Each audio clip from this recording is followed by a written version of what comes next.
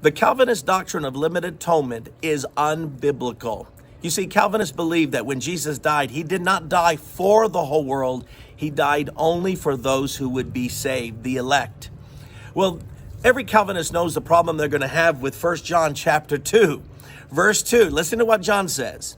Jesus is the atoning sacrifice for our sins, and not only for ours, but for the sins of the whole world. Not part of the world, the whole world.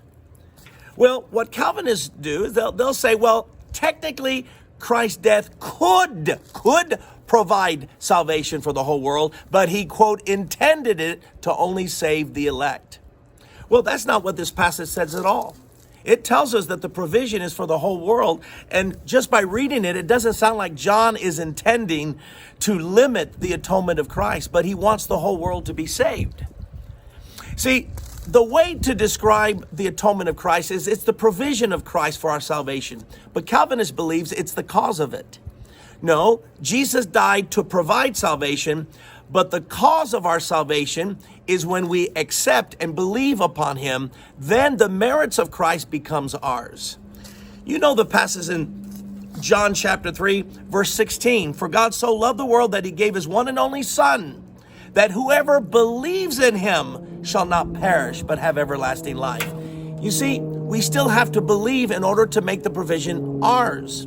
A good illustration would be a millionaire father who died and left all the wealth to his children. Well, the children still have a responsibility to probate the will to get the inheritance. And that's the good picture of Christ. He died for the sins of everyone. Every sinner that goes to hell, Jesus died for. But they didn't get the provision. Why? They didn't probate the will. That is, they did not believe upon Jesus.